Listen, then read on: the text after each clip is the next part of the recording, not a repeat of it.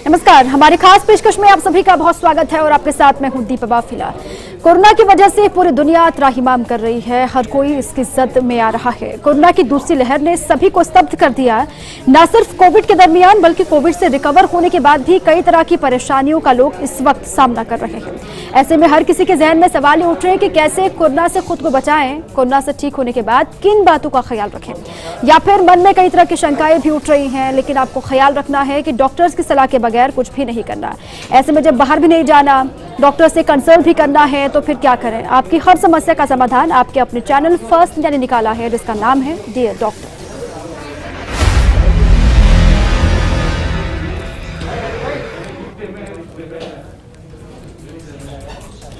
Dear doctor एक ऐसा programme है जो आपको घर बैठे प्रदेश के मशहूर डॉक्टर से रूबरू करवाएगा। अब आप ये सोच रहे होंगे कि आप कैसे हमारे साथ बैठे डॉक्टर से बात कर सकते हैं, तो आपको एक छोटा सा काम करना है। आपको deardoctorfirst@gmail.com पर अपना कोविड से जुड़ा कोई सवाल या फिर पोस्ट कोविड आने वाली परेशानियों से जुड़ा हुआ सवाल, नाम और जगह लिखकर भेजना है।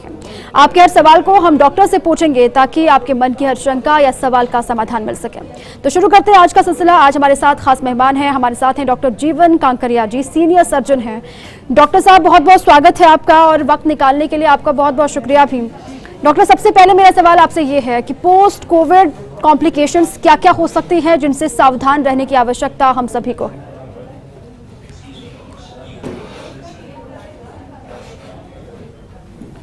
देखिए, कोरोना से लाखों लोग ठीक हुए हैं, लेकिन इन लाखों लोगों में से भी मोर देन 90% पेशेंट्स अभी भी कुछ प्रॉब्लम से जूझ रहे हैं।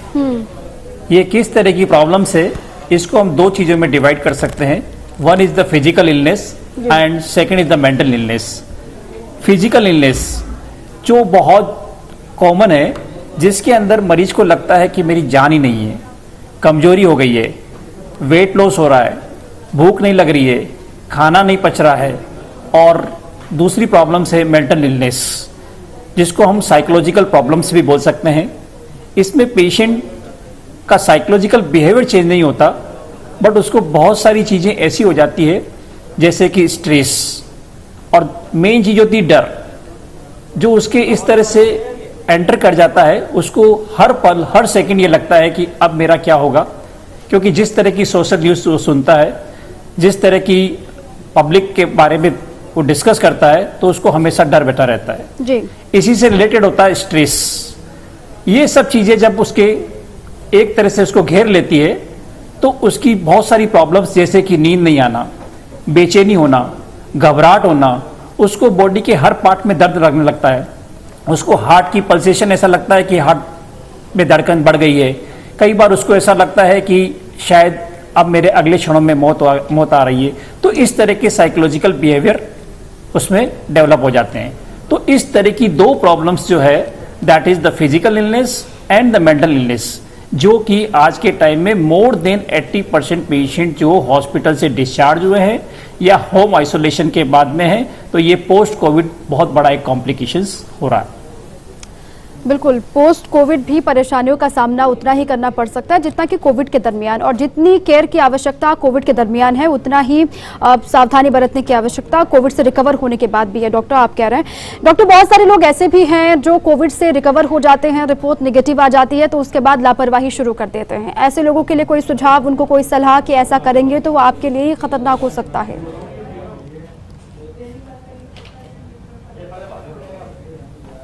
मैडम देखिए, मैं इनको कुछ वर्ड्स पे डिवाइड करना चाहता हूँ कि क्या प्रॉब्लम्स आ सकती है और उसका क्या सॉल्यूशन है। जैसे कि डॉक्टर में डी वर्ड जुड़ा हुआ है, वैसे ही ये D word is very important for post Covid treatment, जिसमें कि हम लेंगे number 1 diet, number 2 drugs, number 3 distress, number 4 disease से फाइट एंड नंबर 5 डिस्टेंसिंग। आप ये ना समझे कि कोविड चला गया है, कोविड तो अब डेंजरस हो सकता है, क्योंकि पोस्ट कोविड प्रॉब्लम्स के साथ साथ आपकी इम्यूनिटी बहुत वीक हो गई है। और ये ना सोचे कि आपको एक बार कोविड हो गया है तो आप दोबारा कोविड नहीं होगा। कोविड वायरस सिर्फ और सिर्फ प्रॉब्लम्स करता है इम्यूनिटी वीक होने पर, और अगर आपकी पोस्ट कोविड इम्यूनिटी वीक है तो डेफिनेटली वो दोबारा भी अटैक कर सकता है। तो इसलिए ये ना सोचे कि आप कोविड फ्री हो गए, आपने वैक्सीनेशन लगा लिया है, क्योंकि अभी नई गाइडलाइन के अकॉर्डिंग आप वैक्सीनेशन करा भी चुके हैं तो भी आपको मास्क जरूरी है, सोशल डिस्टेंसिंग जरूरी है। ठीक है डॉक्टर, बहुत सारे लोग ऐसे भी सोशल मीडिया पर दिखाई देते हैं या फिर खबरें चलती हैं, जब लोग रिकवर हो जाते हैं या फिर नेगेटिव हो जाते हैं तो उसके बाद जो कोविड एप्रोप्रिएट बिहेवियर है उसको भी नकार देते हैं। जो SMS की हम बात कर रहे हैं, सोशल डिस्टेंसिंग हो या फिर मास्क हो, सैनिटाइजेशन हो, उसकी पालना लोग नहीं करते। और डबल मास्किंग को लेकर भी लोगों का सवाल ये था कि डबल मास्किंग क्या ज़रूरी है रिकवर होने के बाद भी?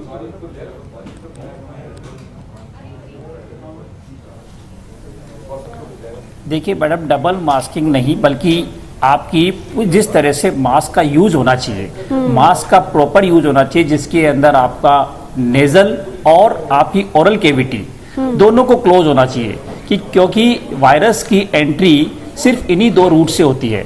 आप सिंगल मास्क यूज करें या डबल मास्क यूज करें या N95 यूज करें, लेकिन फर्स्ट प्रायोरिटी आपकी ये होनी चाहिए कि मास्क का किस तरह से यूज करना चाहिए, नंबर 1। नंबर 2, मास्क को बार बार आप टच करके, और वही आप टच अपने हैंड्स हैं और वही अपने ओरल कैविटी या नेजल कैविटी में एंटर करते हैं तो अगेन क्रिएट ए प्रॉब्लम।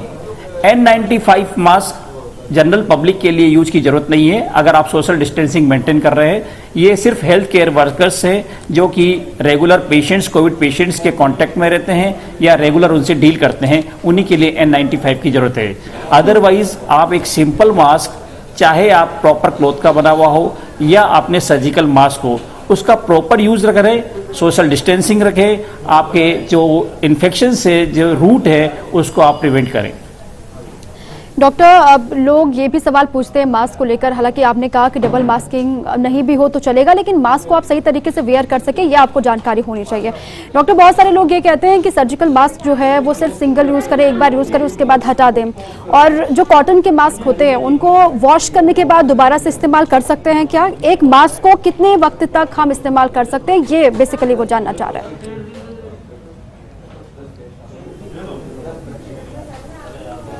देखिए मैडम, सर्जिकल मास्क प्रॉपरली उस वक्त यूज़ किया जाता है जब आप किसी फील्ड में जा रहे हैं, किसी आपका जहां पर आपको लग रहा है कि कुछ गैदरिंग है या आपको लग रहा है कि कुछ कोविड पेशेंट्स के डाउट है, तो वहां पर आप सर्जिकल मास्क यूज़ करें। और इस मास्क का यूज़ आप मैक्सिमम से मैक्सिमम 6 आवर्स टू 8 आवर्स तक आप कर सकते हैं।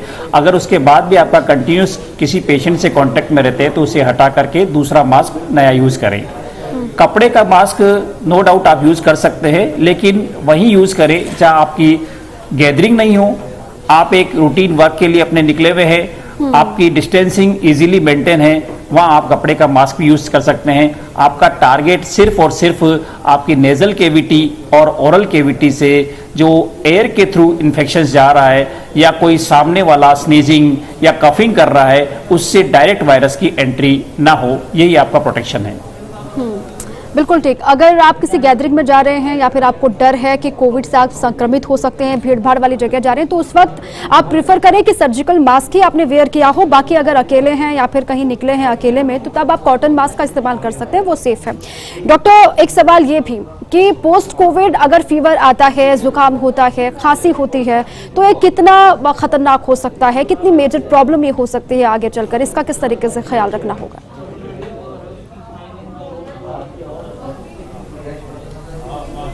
देखिए मैडम, पोस्ट कोविड आपको मैंने जैसा आपको बताया कि कुछ चीज़ें आपको ध्यान रखनी है। जब आप कोविड से रिकवर हुए हैं तो आपको कुछ तीन चीज़ें मेनली जो 3 चीज़ें हैं वो आपको स्पेशली घर के अंदर ध्यान रखनी है। जैसे कि आपका टेम्परेचर अगर आपका 100 डिग्री से ऊपर है तो आपको इसको वरीड होना है। अगर आपका टेम्परेचर 98 से 99 है तो आप इसको क्लोज ऑब्जर्वेशन में रखें। दूसरा, आपका ब्रेथलेसनेस, सांस में तकलीफ हो रही है या आपको लग रहा है कि आपका ऑक्सीजन सेचुरेशन 90 से नीचे जा रहा है, तो आप इसको क्लोज ऑब्जर्वेशन में रखें और तुरंत डॉक्टर से कांटेक्ट करें। इसी तरह आपको लग रहा है कि कुछ अलग से डिफरेंट कैरेक्टर्स आपको आ रहे हैं, जैसे कि आपको सांस में तकलीफ के अलावा आप सर में बहुत ज़्यादा दर्द हो रहा है, या आपको जिस तरह की अभी कॉमन प्रॉब्लम चल रही है म्यूकोरमाइकोसिस, अगर आप डायबिटिक हैं तो बहुत कॉमन म्यूकोरमाइकोसिस है, आपके जबड़े में सूजन आ रही है, दांतों में दर्द हो रहा है, या आपका डायरिया कंटिन्यूस हो रहा है, या आपको पेट की प्रॉब्लम कंटिन्यूस तकलीफ कर रही है, तो आप तुरंत क्लोज ऑब्जर्वेशन में रखें। अदरवाइज आपको अगर हल्का जाकी खांसी जुकाम है तो आप एक सिंपल मास्क का यूज़ करें। अपनी रूटीन ड्रग्स जो एंटी एलर्जिक ड्रग वगैरह यूज़ कर सकते हैं, डॉक्टर से कंसल्ट करें। नो डाउट इसको भी आप चिंता का विषय मान करके ही इलाज करें, ना कि आप ये समझे कि भाई ये हल्का खांसी जुकाम है। आप प्रॉपर डॉक्टर से कंसल्ट जरूर करें। डॉक्टर, इसी से जुड़ा हुआ मेरा सवाल है कि कब जो कोविड से रिकवर वाले जो पेशेंट हैं वो कब डॉक्टर के पास जा सकते हैं, कब उनको ये समझना होगा कि अब डॉक्टर के पास जाने का वक्त है? क्योंकि बहुत सारे केसेस ऐसे भी रिपोर्ट किए गए जहां पर लोगों ने लापरवाही की, हल्का सा फीवर हुआ, डॉक्टर के पास नहीं गए और बाद में वो सीवियर प्रॉब्लम हो गई। वो कौन सी स्थिति है जब हमको डॉक्टर से कंसल्ट करना होगा, वो बहुत जरूरी है।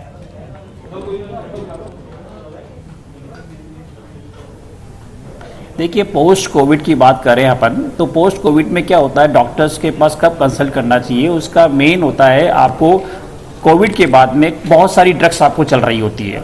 जैसे कि आपको स्टेरॉइड्स भी चल रहे होते हैं, ब्लड थिनर्स खून को पतला करने वाली दवाई चल रही होती है, कुछ एंटीबायोटिक्स, कुछ एंटीवायरल, एंटासिड्स ड्रग्स चल रही होती है। तो आपको ये ड्रग्स आपको लेनी है, नो डाउट, लेकिन आप ये ध्यान रखें इन ड्रग्स को अपने को जल्दी से जल्दी बंद करना है। स्टेरॉइड जो ड्रग्स है वो बहुत एक डेंजरस ड्रग्स है। आप तुरंत डॉक्टर से कंसल्ट करते रहें और उसमें आप उसको जिस तरह से डोज जितना जल्दी हो सके कम करें। इसी तरह आपको ब्लड थिनर ड्रग्स हैं जो आपको खून पतला करने की ड्रग्स है, ये मैक्सिमम से मैक्सिमम 2 से 3 हफ्ते चलती है। अगर आपने इसको ज़्यादा यूज़ किया तो भी आपको कॉम्प्लिकेशन होने का डर रहता है, तो आप इसको लिमिटेड टाइम के लिए यूज़ करें और इसके लिए हमेशा डॉक्टर के टच में रहें कि मुझे ये ड्रग कब लेनी है और कब इसका ध्यान रखना है। हाँ, अगर आपको कोई कार्डियक प्रॉब्लम है या जिसमें ब्लड थिनर आपको कंटिन्यूस जरूरत है तो वो भी आपको डॉक्टर से कंसल्ट करके ही लेना चाहिए। इसी तरह आपको लग रहा है कि आपकी वीकनेस बहुत ज़्यादा बढ़ रही है, या आपको लग रहा है कि मेरे से जॉइंट्स में पेन, हेडेक, या आपको कुछ ना कुछ इस तरह की सीवियर डिजीजेज हो रही है, लाइक स्वेलिंग आ रही है, चेहरे पे स्वेलिंग आ रही है, या आपको ऐसा लग रहा है कि आपके बॉडी एक कंटिन्यूस है, तो आप ज़रूर कंसल्ट करें। और इसके साथ ही आप मेन जो चीज़ है वो आप अपने न्यूट्रिशनिस्ट या ऐसे डॉक्टर से कंसल्ट जरूर करें जिसमें आपका डाइट का प्रॉपर मैनेजमेंट हो सके। डॉक्टर, जयपुर से राजकुमार जी हैं, वो आपसे सवाल ये कर रहे हैं कि कोविड-19 से ठीक होने के बाद अगर वो रिकवर कर जाते हैं, उसके बाद भी उनको अगर फीवर रहता है, कमजोरी बहुत देर तक रहती है, तो ऐसे में वो क्या करें? हालांकि वो खुद ये बता रहे हैं कि एक्सरसाइज वो लगातार कर रहे हैं, कोई मेजर प्रॉब्लम नहीं है, हल्का सा फेवरिश उनको लगता है, उनको क्या करना होगा?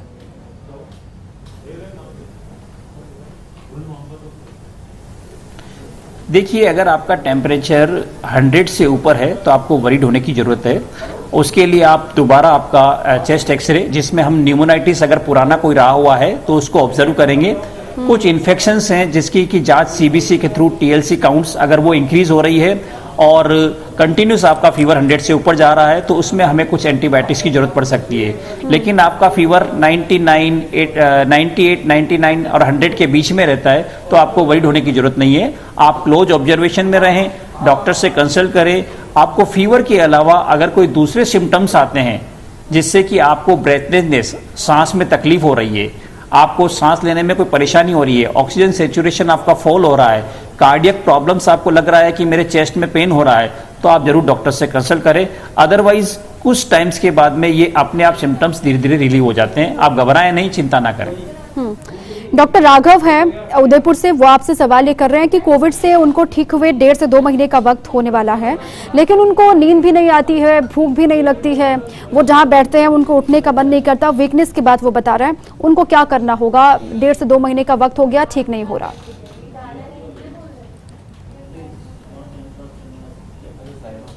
देखिए, मैंने इसलिए आपको बताया था कि जैसे ड्रग्स हैं जो आपको प्रॉपर टाइम पे प्रॉपर बंद करनी है, डाइट है आपको स्पेशली ध्यान रखना है।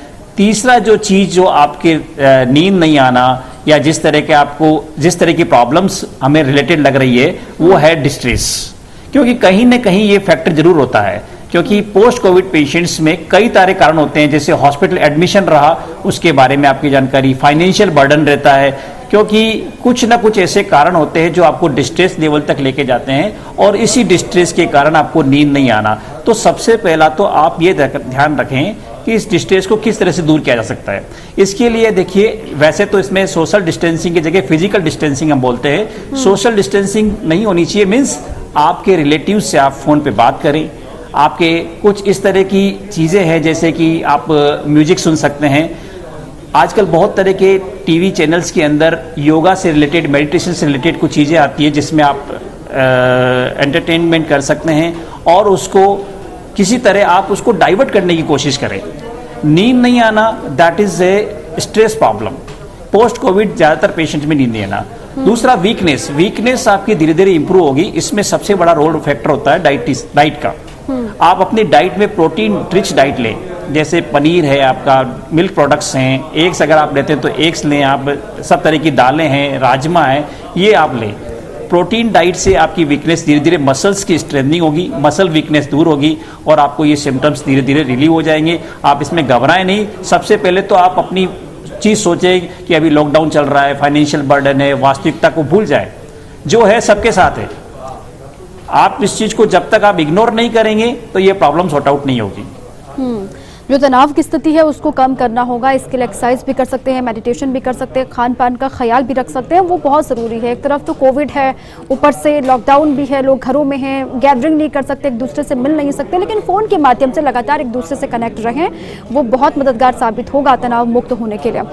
डॉक्टर, बहुत सारे लोग ये भी जानना चाह रहे हैं क्योंकि कोविड में सब जानते हैं कि लंग्स इससे इफेक्ट होते हैं, लंग्स में दिक्कतें आ जाती हैं, ख़राब होते हैं, जिसकी वजह से जान जाने का भी खतरा रहता है। अब लोग ये पूछ रहे हैं कि पोस्ट कोविड भी क्या शरीर के अलग अलग अंगों में अगर बदलाव होता है तो उसको नज़रअंदाज करना ठीक होगा या फिर नहीं होगा?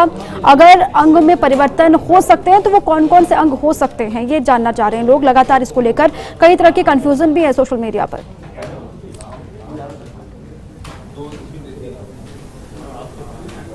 देखिए, जैसा कि अब सब जानते हैं कि पोस्ट कोविड जो सबसे ज़्यादा प्रॉब्लम्स है लंग्स की। लंग्स एक तरह से आप ये बैलून समझ सकते हैं, जो बैलून, जो गुब्बारा जिस तरह से आपका फूला हुआ था वो वापस दब गया है, पिचक गया है। अब आपको उसको फुलाना है। इसके लिए सबसे अच्छा है आप deep breathing and breath holding. जितनी आप डीप ब्रीथ लेंगे और आप अगर ये 30 सेकेंड आपकी ब्रेथ होल्ड कर सकते हैं तो आप ग्रीन जोन में हैं, और 30 सेकंड से 40 सेकंड 50 सेकंड्स अगर आप ब्रेथ होल्ड कर सकते हैं तो आप बिल्कुल सेफ हैं। आप घबराएं नहीं। धीरे धीरे ये लंग्स मैच्योर होकर के, और करीबन 6 वीक्स से 6 मंथ्स का टाइम लगता है और आपके लंग्स बिल्कुल नॉर्मल शेप में आ जाएंगे और नॉर्मल आपका फंक्शन हो जाएगा। सेकेंड चीज होती है लीवर। कुछ पेशेंट्स के अंदर पोस्ट कोविड में लीवर एंजाइम्स काफ़ी इंक्रीज मिले हैं, SGOT SGPT लेवल। इससे आपका डाइजेशन सिस्टम धीरे धीरे कमजोर हो जाता है। तो इसके लिए मैं ये एक एडवाइस करूंगा, आप ऑयली एंड स्पाइसी फूड पे कम ध्यान दे करके, सबसे इंपॉर्टेंट चीज़ है लिक्विड्स।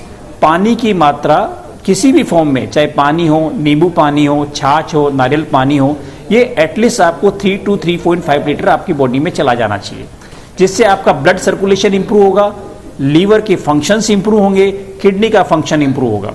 इसी तरह इंपॉर्टेंट चीज होती है जो डाइजेशन सिस्टम में हेल्प करती है, that is fibre diet. Liver के फंक्शन के लिए आपकी फाइबर डाइट बहुत अच्छी होनी चाहिए, चाहे किसी भी फॉर्म में हो। आप खीरा, ककड़ी, गाजर, टमाटर, प्याज, चुकंदर, पत्ता गोभी, मूली, ये ऐसे फाइबर है जो आप always before meal, half an hour before meal लें। इससे आपका डाइजेशन सिस्टम, जो गैस्ट्रिक प्रॉब्लम है, पेट में दर्द होना है, बार बार लूज मोशंस होना है, ये सब क्योर हो जाएंगे। तो दूसरा ऑर्गन जो लीवर है, इससे अपन इसको स्ट्रेंथन दे सकते हैं। तीसरा ऑर्गन होता है, कुछ ड्रग्स के कारण किडनी में भी डैमेज पाया गया है, जिसके अंदर अपने सीरम यूरिया और क्रिएटिनिन, कुछ old patients, diabetes patient, specially diabetic patients में ये प्रॉब्लम आई है। तो इसमें हम सबसे इंपॉर्टेंट बात ये कहना चाहते हैं कि आपकी, अगर आप डायबिटिक हैं तो अगर आप डायबिटीज कंट्रोल रखते हैं तो आपका किडनी फंक्शन एब्सोल्युटली नॉर्मल हो जाता है, लीवर फंक्शन नॉर्मल हो जाता है, क्योंकि डायबिटीज एक ऐसी डिजीज है कि वो सारे ऑर्गन को डैमेज कर सकती है। तो आप डायबिटीज का ध्यान रखें। इससे आपके तीनों ऑर्गन, जो लंग्स, लीवर और किडनी, तीनों जो मेन प्रॉब्लम है, वो जो फेलियर में जाने का डर रहता है, उससे आप सेफ हो सकते हैं। बिल्कुल, लंग्स को मजबूत करना बहुत ज़रूरी है। इसके लिए एक्सरसाइज आप लगातार कर सकते हैं, रेगुलर कर सकते हैं, और साथ में अलग अलग अगर किसी भी हिस्से में बॉडी के अगर आपको बदलाव दिखाई देता है तो उसको नज़रअंदाज बिल्कुल भी नहीं करें, डॉक्टर से कंसल्ट करें। और खान पान का, जैसे कि डॉक्टर साहब बार बार ये बता रहे हैं कि खान पान का बहुत ख्याल रखना है। डॉक्टर, बहुत सारे लोग ये भी सवाल कर रहे हैं कि पोस्ट कोविड या फिर कोविड से रिकवर होने के बाद कब वो नॉर्मल लाइफ जी सकते हैं या फिर ज़िंदगी कब से नॉर्मल हो सकती है। तमाम वीकनेसेस हो रहे हैं, लोगों को वीकनेस भी है, फीवर भी है, जुकाम का भी सामना करना पड़ रहा है। बहुत सारे लोग ऐसे जिनको सांस लेने में भी तकलीफ हो रही है पोस्ट कोविड। अब उनका सवाल ये है कि कब तक स्थिति सामान्य होगी उनके लिए, कब न्यू नॉर्मल हो सकता है।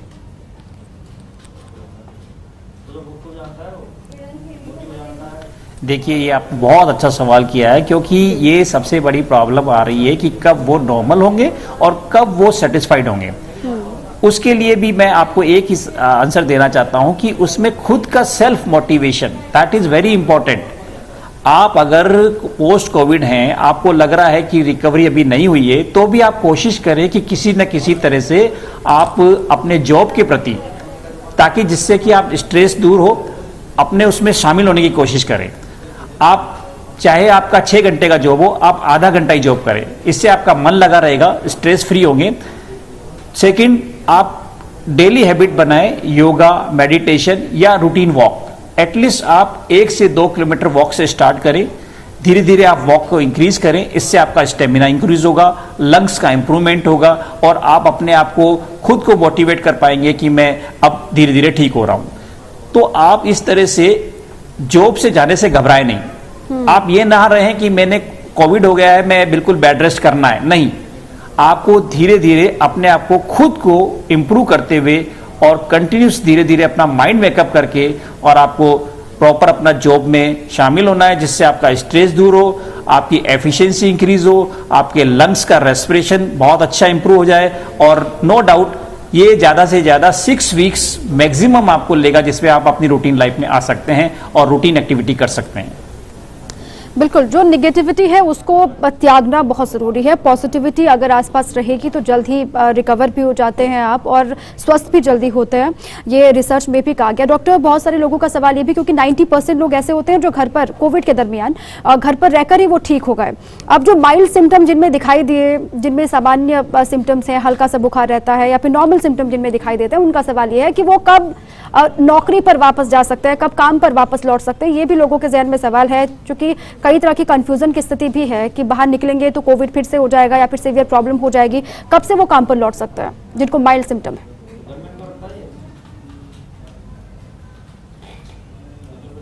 बिल्कुल, माइल्ड सिम्टम्स के लिए तो आपको जब फीवर नहीं हो, आपका सेचुरेशन बिल्कुल ठीक चल रहा हो, आप इजीली जाएं, आप घबराएं नहीं। आप जितना जल्दी वक्त के लिए जाएंगे, सिम्टम्स को भूल जाएं। माइल्ड सिम्टम्स जैसे आपके रूटीन खांसी जुकाम हर साल होता है, तो आप इसको भूल जाएं। आप ये ना सोचें कि मेरे को माइल्ड सिम्टम्स से बाहर जाने से मेरे की वीकनेस से दोबारा कोविड हो जाएगा। नहीं, ऐसा नहीं है। आप माइल्ड सिम्टम्स हैं, आप अपने जॉब में जाएं, रेगुलर जाएं, अपनी रूटीन को इस तरह से करें जिसमें आपको हेल्थ भी रहे, डाइट भी आपको प्रॉपर मिलता रहे और आप अपना जॉब भी करें। डॉक्टर, एक आखिरी सवाल है, जो पोस्ट कोविड वाले पेशेंट हैं उनको किस बात का सबसे ज्यादा ख्याल रखना है और एक गलती जो उनको बिल्कुल नहीं करनी है, अगर वो गलती करेंगे तो खतरनाक उनके लिए वो साबित हो सकता है?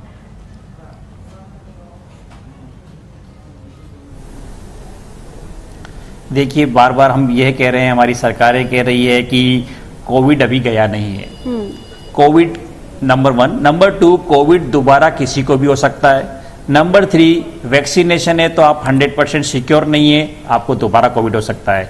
तो मैं सबसे ये कहना चाहूँगा कि अभी भी आपको कोविड की जो फर्स्ट लेयर थी, जिसमें आपने जितनी सावधानियां रखी, सेकेंड लेयर में उससे ज़्यादा सावधानियां रखनी है और थर्ड लेयर अगर आती है तो उससे 4 गुनी ज़्यादा सावधानियां रखनी है, क्योंकि जिस तरह के स्ट्रेन और डेंजरस वायरसेस एंटर हो रहे हैं, उसके लिए आपको प्रिकॉशन रखनी है। Precaution is number 1 by mask, number 2 by social distancing, number 3 is by sanitization और number 4 is regular wash your hands.